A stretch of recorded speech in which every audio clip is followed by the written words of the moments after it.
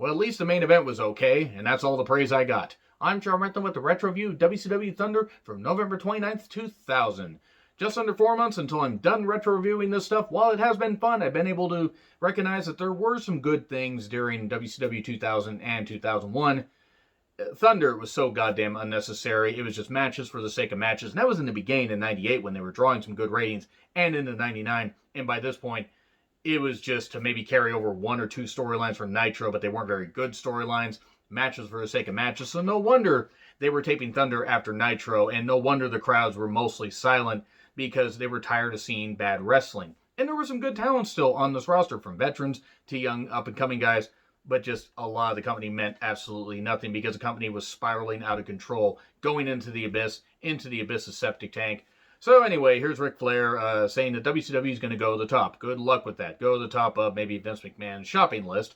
And the great crowd that was half the crowd that Nitro was, I'm sure. It's going to be Scott Steiner versus Buff Bagwell for the world title. Okay, I wasn't too enticed by that, but it turned out not to be that bad. Here's Sid Vicious. Where has Sid been? Well, he references the April 10th reboot episode where he had the world title stripped from him, and he sat at home for about 7.5 months. That's pretty much it. Unfortunately, Sid said a whole lot more. Something about being in with the new bosses. You have to either kiss their ass, suck it up, or stick it in.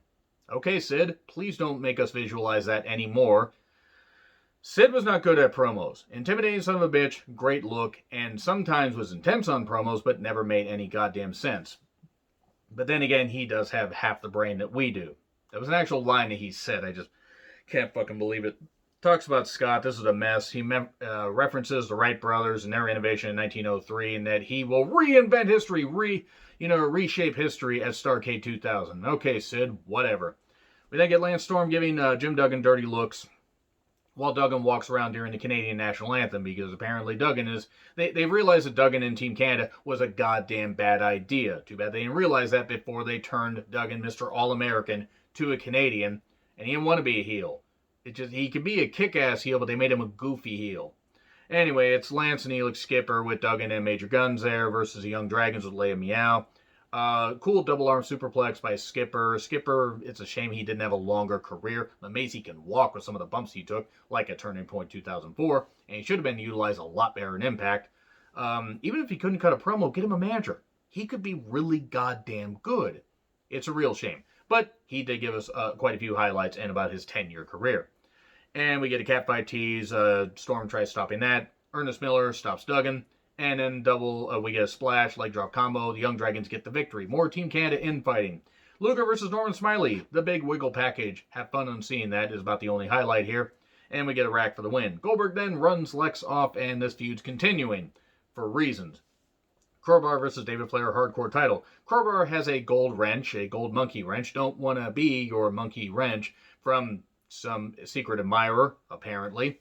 And I don't know why David Flair was allowed to ever be in the ring. This was shit. There were a lot of weapon use. There was a lot of weapon usage. We get cans placed across two open chairs and suplex onto that. And we get a pain tray to the head, wrench to the neck, 1, 2, 3. Miss Hancock's out there to check on David Flair because this storyline won't goddamn die. I'm hurt, he says about 5 million times, and then says, I'm too angry to talk. Whatever, get away from me, woman.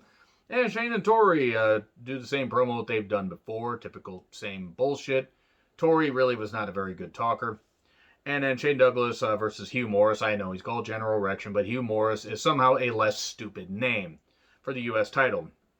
Shane had no business being in the ring at this point. Torrie then at one point jumps on Hugh Morris's back. Now he is thinking, okay, I got to get whoever this is and trying to choke me out off my back. So bumps her in the corner and she goes down instantly. I don't understand why Torrie went down after one impactful move to her back. She should be used to being on her back. She's a fucking trumper. I don't care. She doesn't care how men talk about her because clearly she wants to support some idiot like that. She doesn't fucking care. She clearly wants The Handmaid's Tale to come back and actually be a goddamn reality. Yeah, Torrie, there's different views, but Torrie Wilson's a goddamn idiot. Let me just say that much. So anyway, let's move on from that. They try to treat this whole thing like Torrie got hit. Oh no, she's down. Hugh Morris didn't know. Chavo's trying to kick her out of the goddamn ring. This would lead to Chavo basically leaving the Misfits in action and going out on his own. And it was fucking stupid. Nate says later to Hugh Morris, what happened to the new motto? I'm not going to be Mr. Nice Guy anymore, Chavo says. And then we get the Filthy Animals with Tigress versus Jarrett, and Jarrett, because it's Jarrett and the Harris brothers, the Aryan Harris brothers, with their Nazi tattoos. Yeah, fuck the goddamn Harris brothers, they're goddamn idiots. Tigress is on commentary. I instantly hated this match. I don't know why Tigress bothered me, probably because she sounded like, just painfully generic, and like she just was cutting down everybody, but she was just like a character. She didn't sound like she was a natural talker. It wasn't good. Guitar to Kidman out of a bulldog, and then he covers him for 3. Jarrett does. Cool. Glacier vignette, the announcers mock it, and then we get Bam Bam Bigelow versus the Wall. And a tables match, double table bump, the referee determines it must continue, and later Mike Awesome attacks Bigelow for Mayhem Revenge. We haven't seen him since Mayhem. Mayhem was literally a few days ago, Shivani. It's not like it's been 5 months. But then again, Shivani was probably fed that line, so nothing against Shivani. And then Chokeslam wins it for the Wall. And then we get Bagwell versus Scott Steiner. Scott Steiner says, hey, walk away and I won't put you in the hospital. Now, this match wasn't bad, which is funny because I really don't care for Bagwell or Scott Steiner. But it was okay. There was some good psychology, focusing on the neck of Buff Bagwell after Buff had said, yeah, I'll walk away, and then gain the early advantage by beating up Scott Steiner, knocking him to the floor and beating him up a little bit. We get a double arm DDT later. Buff kept posing, though. That came back to bite him. But then Scott goes for the recliner, starts yelling at the fans, gives Buff a chance to try and come back. Sid is yelling from somewhere. No goddamn idea. They didn't have him in the crowd. They didn't have him on the screen yelling. They just had his audio, and it was weird.